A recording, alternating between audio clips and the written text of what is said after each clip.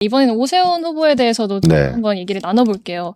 또 주폭 논란만큼이나 지금 GTX 이 논란을 가지고도 굉장히 언론에서도 많이 지적을 하고 있는데 이 철근 누락 논란을 두고 뭐 서울시나 정부 그리고 관련 이제 기관들의 책임도 물론 있지만 지금 오세훈 시장의 또 대응 방식에 대해서도 굉장히 좀 문제 제기가 나오고 있는데 먼저 평론가님은 지금 좀 이 GTX 사태는 어떻게 보고 계신지 먼저 여쭙겠습니다. 그러니까 뭐 이게 좀 뭐 복잡한데, 그러니까 쉽게 얘기를 하면은 작년 10월 23일에 현대건설이 발견을 하고 11월 10일 날 보고를 했고, 그리고 그거를 어떻게 자체적으로 해결해 보려고 이래저래 하다가 4월 29일에 올해 4월 29일에 이제 국토부에 정식 보고하고 그래서 이제 문제가 된 거잖아요. 네, 그렇죠. 그러니까 원래 올해 6월 개통이었어요, 이게. 네, 원래대로 하자면 계획이 6월 개통이어서 추론컨대 오세훈 시장이나 이쪽 서울시에서는 이거를 공기가 지연돼 가지고 그런 거보다는 어떻게 해서든 뭐 현대건설에서 보강 공사를 하겠다고 하니 뭐 30억 원을 들여서 이를테면 철근이 이거 이만한 엄청 큰 기둥이 있고 철근이 이렇게 2개씩 들어가야 되는데 이게 하나씩만 들어가서 지금 문제가 된 거니까 여기에다가 큰 철판을 이렇게 덧대 가지고 보강을 하겠다라는 게 현대건설이 제안을 한 거고, 그래 그럼 해봐라고 이제 했다라는 거잖아요. 그래서 그냥 웬만하면은 6월에 개통을 해서 이거를 서울시 선거에 좀 이용하려고 한 거 아닌가 그렇게 보여요. 왜냐면 뭐 GTX 개통되면 또 이게 또 오세훈 시장의 공이다 뭐 이렇게 또 나올 수도 있으니까. 근데 이게 이제 원칙을 지키지 않은 문제인 것 같습니다. 제가 보기에는 원래대로라면은 이거는 공사를 중단을 하고 다시 안전 점검을 해보고 그래서 문제 없다라고 전문가들의 판단이 나오면은 다시 고를 해야 되는데 그거는 이제 공기 지연은 필연적으로 생기겠죠. 그래서 그 지금 한 400억 원 정도 지금 연합뉴스 TV 보도에 따르면 한 3, 4개월 지연돼서 400억 원 정도 민자 사업자한테 정부가 물어줘야 된대요. 400억 원. 예. 그 기간이 한 3, 4개월 정도 되는 건데 그런 일까지 이제 발생을 한 겁니다. 그래서 이걸 뭐 잘했다고 보기는 어렵고 오세훈 시장이 보고를 못 받았다라고 하는데 저는 이해는 안 되고 일단은 그거는 이해는 안 되고 또 하나는 이거는 뭐 단순 실수다라고 얘기할 정도로 좀 너무 안이하게 대처한 거 아닌가. 아직 무너진 것도 아닌데 왜 난리야. 단순 실수라고 이렇게 얘기한 건 굉장히 무책임하다. 그 생각이 들더라고요. 이게 참 말씀하시면서 두 갈래로 좀 문제가 되는 것 같은데 오세훈 시장의 이런 책임 회피식의 태도도 문제인데 사실 그 당시에 정말 보고가 있었는데 못 받았다. 이런 식의 좀 사실관계도 불명확하다. 이런 지적도 나오는데 저는 보시는지. 오세훈 시장의 이 태도, 이게 저는 굉장히 심각한 문제라고 생각해요. 오세훈 시장이 자신이 시장으로서 서울시의 안전을 책임지는 사람이에요. 그런 사람이라면 이런 문제가 발생을 하면 내가 보고 못 받았다? 그럼 그게 무능한 거예요. 그 보고 체계를 안 만든 거 아니겠어요. 이태원 참사 그때도 제대로 대응팀 제대로 빨리 못 꾸렸습니다. 계엄이 터졌을 때도 오세훈 시장 뭐 했습니까 도대체. 그러면 그때 계엄이 잘못됐으면 본인이 서울시의 안전을 책임지는 사람으로서 빠르게 대응 조치를 했어야 되잖아요. 아마 뭐 몇 명 국장급들 불러가지고 회의 정도 했겠죠. 그러나 서울시에 무슨 조치를 취한 바 있나요? 없습니다. 그만큼 본인이 안전 불감증이 있는 것 같아요. 시장으로서.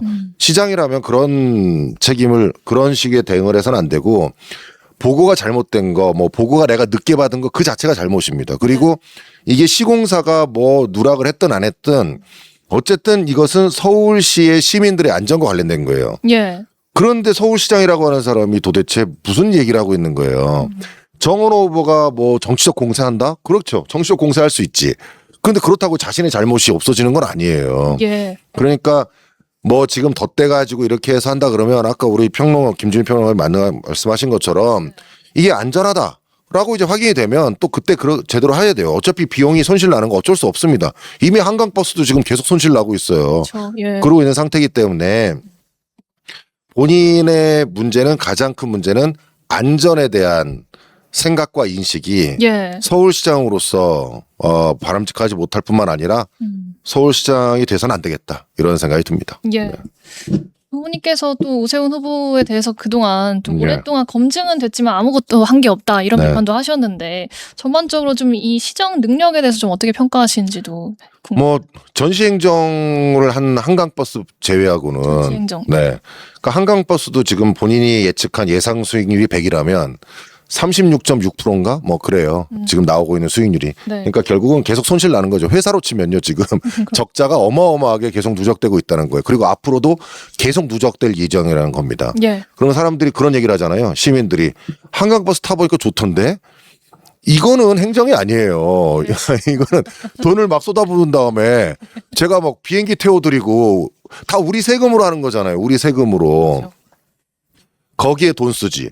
손목닥터에다가 지금 매년 600억씩 쓰고 있어요. 지금 거의 600억 가까이 계속 돈 쓰고 있는데 네. 지금 그거보다 취약계층이나 어려운 사람들한테 예산이 가야 되거든요. 그러니까 이런 게 전형적인 전시행정이라는 거예요. 전세 사기 피해자들이 있습니다. 전세 사기 피해자들이 10,000명 정도 됩니다. 서울시에. 예. 그 10,000명이 되는 서울시 피해자들의 그 피해 입을 때 임차인들에게 막 비가 오면 누수가 되고 소방 뭐 이런 게 생기잖아요. 근데 임대인이 도망가고 없어요. 네. 그러니까 이걸 고칠 사람이 없어요. 임대인이 고쳐야 되는데. 예. 그러니까 이거에 대한 과태료가 막 임차인한테 부과가 되는 거예요. 안 그래도 전세 사기 피해 입은 것도 억울한데. 예. 그래서 이거를 서울시에서 소방 안전 관련된 예산을 책정했어요. 얼마 책정했을 것 같아요? 소방 안전 관련 예산이요. 네. 전세 사기 피해자들의 소방 안전 관련된 피해산. 얼마일까요? 1억을 책정했어요. 1억이요? 1억이요. 지금 한강버스에다 1,몇백억 부도 쏟아부었지 손목닥터에다가 이렇게 붓고 있는데 예. 여기다가는 지금 1억 원 부었어요. 그리고 또 반지하에 사시는 분도 올려주겠다고 프로젝트 했다고 그러거든요. 예. 반지하에서 올린 사람이 거의 없습니다. 지금 2점 몇 프로밖에 안 돼요. 예. 그 프로젝트로 실행된 게. 그러니까 온통 실행이 거짓말이에요. 그리고 보여준 거는 지금 우리가 알고 있는 한강버스 예. 그리고 감사의 정원 이런 데다가 돈을 엄청 쓴 겁니다. 이래놓고 이게 서울시가 잘 됐다고 볼 수 있어요? 서울시에 살면서 정말 자기 생활이 나아지고 자기의 삶이 나아진 사람이 있습니까? 지금 시민들 다 엄청 힘들어해요. 예. 저는 안전에 대한 책임도 이태원 참사 때부터 그 다음에 계엄이 났을 때 그 이후부터의 본인에 대한 구체적인 철학과 안전에 대한 시장으로서의 의식이 없다. 예. 저는 그렇게 생각합니다. 다 동의하는데 예, 손목닥터는 이게 좀 그러니까 그게 있어요. 논쟁 지점이 있어요. 제가 봐도 이제 이게 600억 원 적자는 너무 과했어요. 그 지급을 너무 그러니까 뭐 손목닥터 모르시는 분들을 위해서 설명을 드리면은 네. 8,000보 이상 걸으면은 이제 포인트를 네. 지급을 해주는데 그게 이제 그 뭐죠? 그 현금처럼 이제 이렇게 이제 쓸 수 페이, 있는 서울페이 거예요. 같은 서울페이로 쓸 수 있는 거예요. 그래서 그거 이제 열심히 걷는 분들 되게 많거든요. 근데 이게 실제 이제 이 많이 걸어가지고 건강 의료 보험을 이제 감축하는 효과가 꽤 있다라는 거예요. 그러니까 사람들이 건강을 이제 신경 쓰니까 그렇게 돼서 그거를 이제 좀 면밀히 비교를 해봐야 되고 포인트를 좀 지급하는 거를 조정은 해야 되겠죠. 너무 많이 준다라는 적자가 600억은 좀 심하다. 근데 그 전에는 100억 뭐 무슨 15억 막 이러다가 이게 사람들이 많이 참여하니까 점점 늘어난 거거든요. 네. 그래서 조금 이거는 조정은 할 필요 있겠다. 근데 이게 좀 너무 막 이렇게 한강버스랑 비교하는 거는 저는 좀 다 생각이 다르다. 네. 그 생각이 들고요. 예. 따릉이도 매년 100억 원 이상 120억씩 적자예요.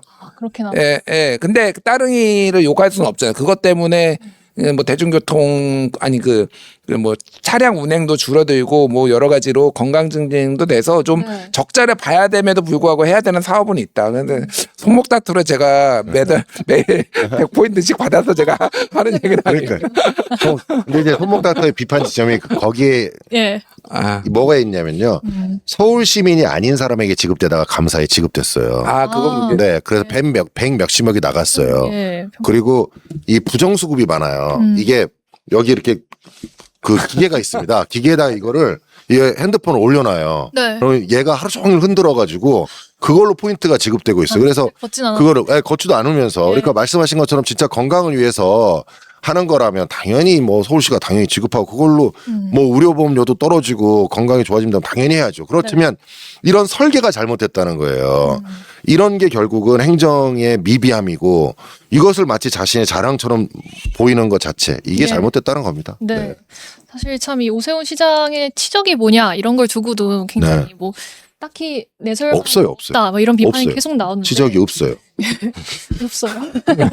그럼에도 불구하고 이 지지율에서는 계속 이게 참 정원호 후보와 오세훈 후보가 최근에는 뭐 골든 크로스 이런 양상까지 띄우면서 두 후보가 이 40%대에서 초접정한 양상을 보이고 있는데 반면에 이제 후보님 지지율이 네. 2%대 최근 뭐 여론조사 결과 보면 아직 한 자릿수여서 많이 부족하다. 네. 이걸 또 어떻게 극복해야 되나? 뭐 개혁신당으로서 좀 돌파구가 있어야 되는 거 아니야? 이런 좀 지적도들 많이 나오는데 현재 좀 캠프에서는 어떤 생각을 가지고 계신지 궁금합니다. 뭐 저희 캠프의 입장에서는 어차피 두 후보하고 제어의 차별성과 그다음에 뭔가 비교를 할 수 있는 그게 있어야 되잖아요. 네. 근데 그거를 비교 자체가 이 언론 구도가 어렵습니다. 솔직히 뭐 다 아시겠지만. 그러니까 지금 뭐 각종의 방송 3사에는 제 얼굴은 거의 안 나오잖아요. 늘 서울시장 오세훈 후보하고 정원호 후보가 둘이서 나오는 것만 나오기 때문에 저는 이미 지워져 있거든요. 예, 지금 할 수 있는 게 TV 토론 한 번밖에 없습니다. 5월 28일 날 밤 11시에 그것도 하는 거. 이제 여기에서 승부를 걸어야 돼서 원래 토론을 여러 번 했으면 저는 정책 토론하려고 그랬어요. 필요하죠. 그런데 이번에는 사람이 개를 무는 그런 뉴스에 날 만한 내용들을 할 수밖에 없다. 이게 개가 사람을 물면 뉴스에 안 나지만 사람이 개를 물면 뉴스에 난다면서요.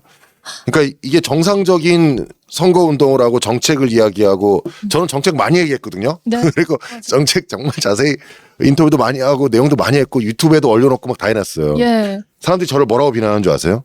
정책도 내려놓지 않으면서 무슨 후보냐 이런 사람들도 있어요. 그러니까 저는 방송에 나오지 않으니까 제가 있는 줄도 모르는 사람들도 있고 그래서 지금 곳곳을 돌아다니면서 지금 유세차 위에 올라가가지고 하고 있는데 제가 이번에 선거를 치르면서 대한민국의 가장 불공평한 곳 중에 하나가 이 정치판이구나라고 생각을 했습니다. 사람들이 또 저한테 그래요. 왜 너는 현수막이 이렇게 적냐. 현수막이 적을 수밖에 없습니다. 이건 다 제 돈으로 걸고 있는 거고 유세차도 제 돈이고 다른 거대 양당은 어차피 15% 넘어가면은 전부 환수 받으니까 다 국민 세금으로 마구 걸고 공보물도 한 장이거든요. 저는 다른 분들은 뭐 이렇게 책자로 냈어요. 금액 차이가 많잖아요. 그렇죠. 그런데 거기는 그 책자 다 누구 돈인지 아세요? 다 여러분들 돈이에요. 그 오세훈 후보하고 정원 후보가 자기 개인 돈 좀 내냐고. 저는 그 한 장짜리가 제 진정성을 담아서 거기에 QR코드로 제 공약이 다 담겨 있습니다. 그 QR코드 연결하시면. 저는 그거 다 제 돈으로 한 거예요. 그러니까 다른 겁니다. 이게 기본적으로. 그런 점들을 이해해 주시고 뭐 현수막부터 모든 것 자체가 여기는 불리한 구조일 수밖에 없어요. 그렇죠. 그런 상태에서 제가 할 수 있는 일은 진정성 있는 모습과 다른 두 후보와 달리 제가 어떤 장점을 가지고 제가 서울시장이 되었을 때 서울시가 진짜 바뀔 수가 있고 기존에 자꾸 관변단체한테 묶여가지고 예산 거기에 낭비하고 자기네들 표 얻으려고 쓰는 돈 나는 돈 안 쓴다 이거예요. 나는 정말 서울 시민을 위해서 필요한 거 그리고 서울시가 한 단계 발전할 수 있도록 하는 데에 집중하겠다. 거기에 제 공약이 많이 담겨 있거든요. 관심을 가져주시면 감사하겠습니다.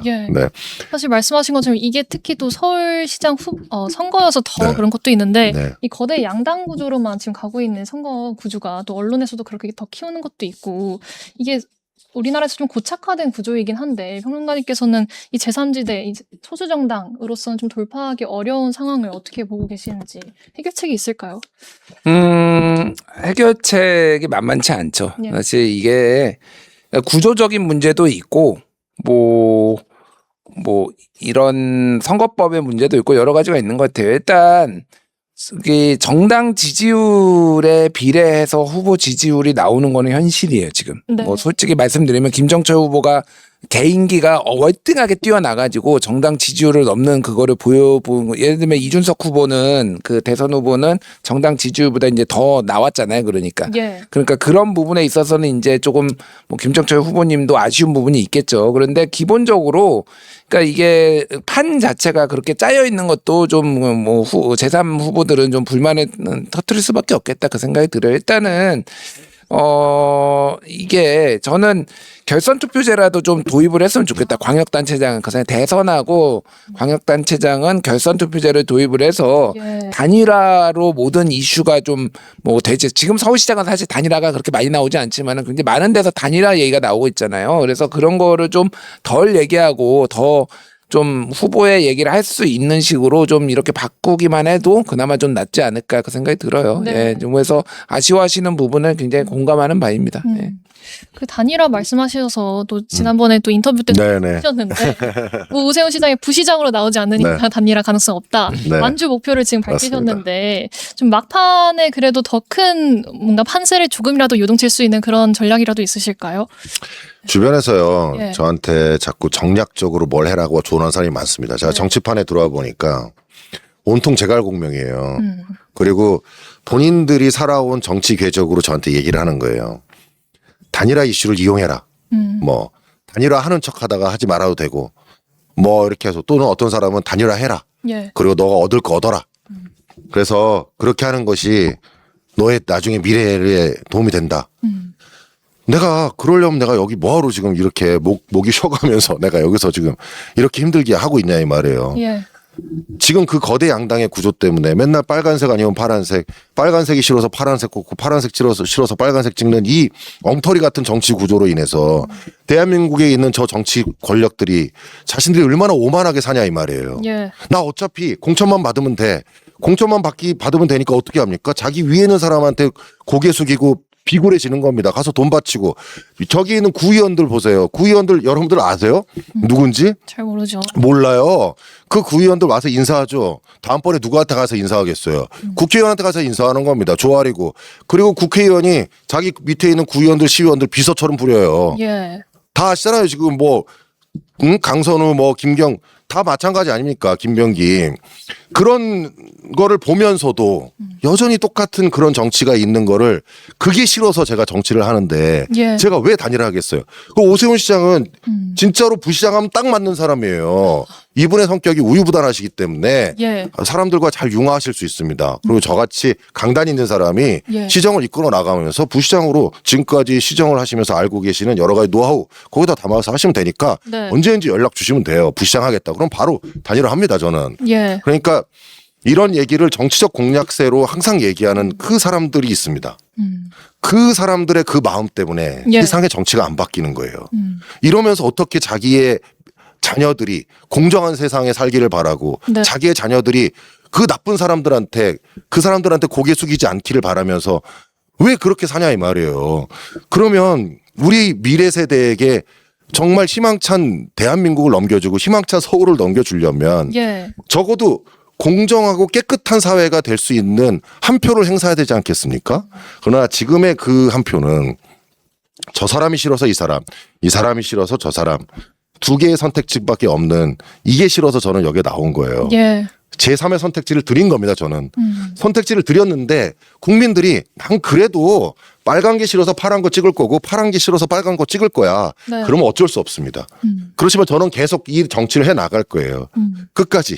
네.